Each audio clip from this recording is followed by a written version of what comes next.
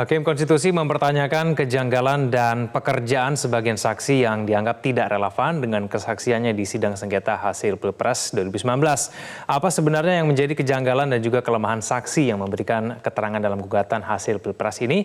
Sudah hadir bersama kami di studio ada mantan Hakim MK Maru Arar Sihaan. Pak Maru, selamat pagi. Terima kasih telah hadir bersama kami di Selamat Pagi Indonesia. Pak Maru, kita tentu saja sudah menyaksikan jalannya sidang, mendengarkan keterangan saksi dari pihak pemohon, meskipun mungkin saya juga yakin, saya tidak yakin kalau Pak Maru bisa menyaksikan sampai tadi pagi pada pukul jam 5 pagi ya. Tapi begini Pak Maru, penilaian Anda berdasarkan yang Anda nonton, itu dari saksi-saksi yang memberikan keterangan, apakah kemudian mereka sudah bisa membuktikan bahwa memang ada terjadi kecurangan yang terstruktur, masif dan sistematis?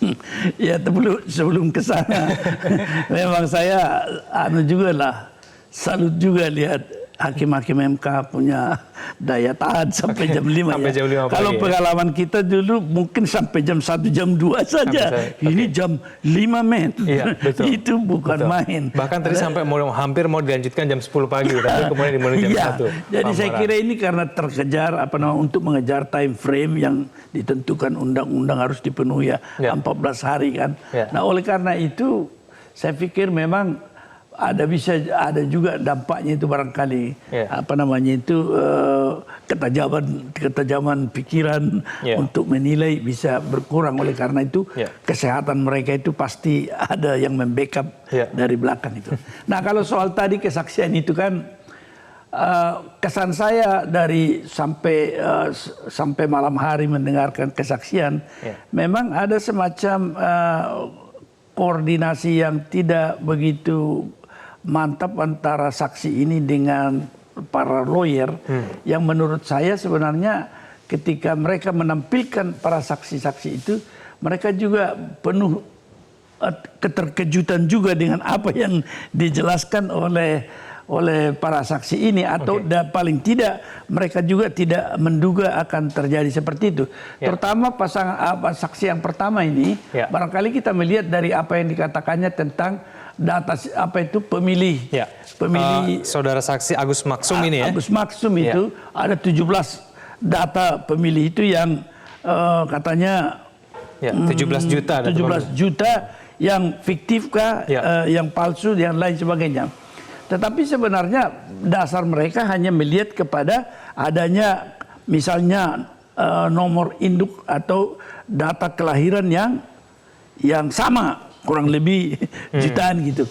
Saya kira ini persoalan di dalam semua pengalaman kita di masa lalu di pilkada ini terjadi karena memang kemarin sudah kita persoalkan juga sebenarnya kita jawab bahwa dalam administrasi kependudukan dan juga kondisi keluarga kita di desa-desa banyak yang tidak mempunyai akta kelahiran. Jangankan akta kelahiran, ngingatnya saja kapan dia lahir karena memang tidak ada pencatatan, itu menjadi problem yang mungkin di Jakarta tidak terjadi lagi atau di kota-kota besar, tapi di desa terjadi. Nah, oleh karena itu Dukcapil atau Kementerian Dalam Negeri memiliki metode untuk memberikan suatu penyelesaian tentang ini. Kalau dia tidak tahu, mereka hanya memilih berapa, mungkin itu kemudahan memasukkan data barangkali, memilih beberapa tanggal yang bisa dijadikan suatu rujukan sehingga banyak yang sama. Banyak yang sama. Itu barangkali yang dipersoalkan ini. Baik, Pak Maru, kita akan lanjutkan diskusi kita di segmen selanjutnya. Kita akan jeda terlebih dahulu. Pemirsa, kami akan kembali usaha headline pukul 9.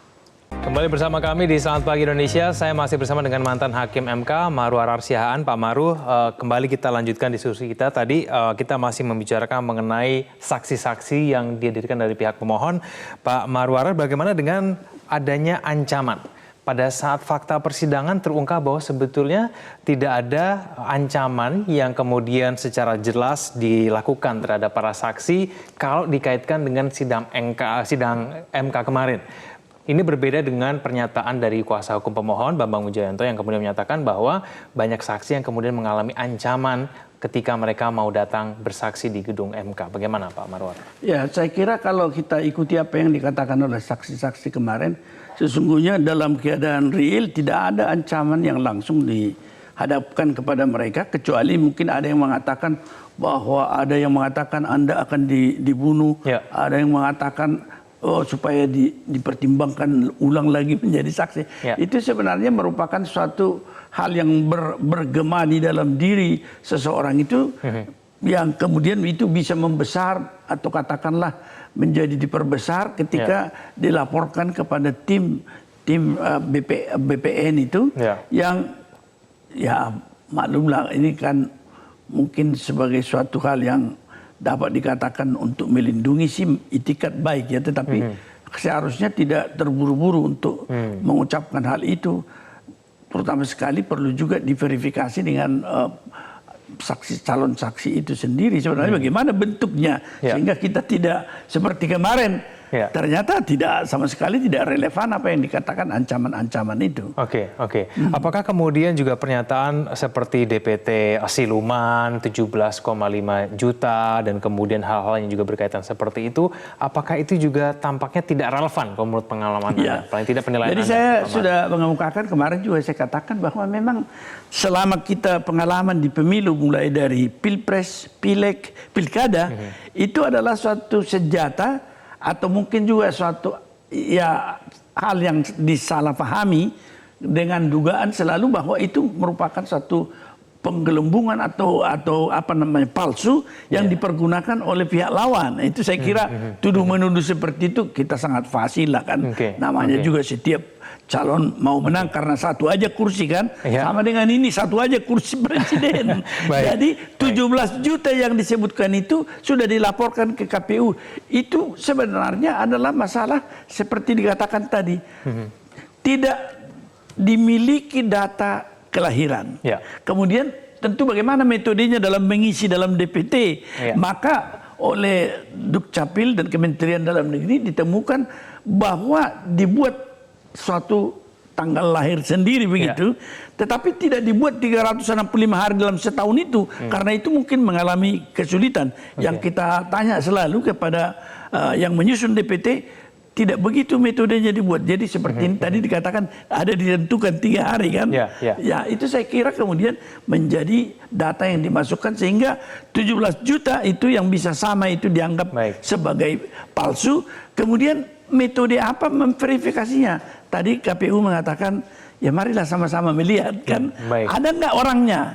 Kalau ada orangnya. Pak Maru begini, sebelum persidangan kemarin Bambang Wijayanto mengatakan bahwa akan menampilkan sesuatu yang wow begitu katanya saksinya ya. Nah kalau menurut Anda sendiri ada yang wow tidak dalam sidang kemarin? Saya kira kalau pengalaman kita yang lalu itu sepertinya basi begitulah ya. Artinya kita langsung bisa menebak. Dan kemudian mereka tidak mau memverifikasi ke lapangan seperti dikatakan oleh saksi itu, tidak ikut dia ke lapangan. Kenapa? Karena saya berbeda paham, berbeda pendapat dengan itu. Ya kalau dia memiliki pendapat yang berbeda, bagaimana melihat itu di lapangan? Ada nggak orang itu? Hantu belaukah itu? Baik. Sebagai mantan hakim MK Pak Maru, dengan mendengarkan keterangan saksi yang menurut Anda mungkin sebagian besar tidak relevan, sepenontonan Anda ketika menyaksikan saksi, ini bisa diterima tidak oleh hakim MK dengan kesaksian yang seperti ini? Ya, jadi kalau kita menilai seorang saksi itu keterangannya tentu apakah dia melihat, mendengar, mengetahui sendiri fakta itu benar atau tidak. Nah, kemudian kalau kita perhatikan itu bahwa hakim itu dari tampilan, cara mengemukakan fakta-fakta yang diketahui oleh seorang saksi itu, maka seorang saksi itu harus menimbulkan kesan yang meyakinkan. Oleh karena itu dalam putusan hakim dikatakan, dalam putusan selalu dikatakan, dalam undang-undang dikatakan, hakim membuat keputusan itu berdasarkan alat bukti yang sah dan keyakinan hakim. Jadi kalau di sistem Amerika ada yang dikatakan itu reasonable doubt. Kalau tidak ada lagi itu without reasonable doubt, yakin baru hakim anu. Jadi meskipun dia tuturkan semua itu, tetapi tidak sesuai seperti tadi 17 juta suara yang diklaim palsu atau fiktif. Pertanyaan itu kan dari hakim, Anda tahu nggak, memilih nggak mereka itu?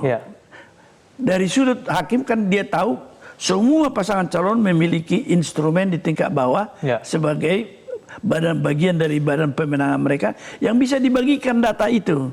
Di daerah ini, TPS ini, TPS ini. Datang nggak mereka di pemilihan? Ada nggak orangnya? Kemudian tidak bisa diklaim dengan begitu karena itu fiktif dikatakan bisa menjadi masuk ke suaranya pihak dia. Karena apa? Karena itu asumsi. Karena rahasia, jujur dan adil itu pemilihan rahasia kan? Apakah mungkin itu sebenarnya masuk kepada pasangan Prabowo kan? Belum tentu. Karena ada suara yang mengatakan terlalu besar suaranya pasangan nomor 2. Berarti kesaksian saksi kemarin yang selesai jam 5 belum meyakinkan, Pak Maruf? Ya saya kira dari sudut saya melihat atau barangkali membuat semua buyar apa yang dikatakan oleh Pak Bambang akan membawa saksi yang wow. Oke, baik. Kalau buset gitulah. Pak Maruf, ini terakhir singkat saja, nanti pada pukul jam 1 kita akan mendengar keterangan saksi dari pihak termohon. Saksi seperti apa yang harus dihadirkan? Ya saya kira saksi itu adalah harus yang melihat, mendengar, dan mengetahui sendiri. Dan yang kedua, dia menjelaskan fakta yang relevansinya ada dengan masalah ini. Kalau misalnya yang menjadi kompetensi absolut daripada MK adalah selisih suara, ya kan? Karena itu topik yang disebutkan dalam pasal 24, perselisihan suara yang diperoleh pasangan calon yang mempengaruhi keterpilihan. Jadi misalnya ini selisih yang diperoleh Pak Jokowi kan sekitar 17 juta. Kalaupun bisa dibuktikan 2 juta, itu tidak signifikan. Ya kan? Seandainya pun ada yang terbukti seperti itu, ya tentu kita kan melihatnya dari sudut selisih. Kalau tidak menggeser, sorry men. Baik, Pak Maruf, terima kasih telah bersama kami. Selamat pagi. Pemirsa, kami akan kembali usai jeda berikut ini.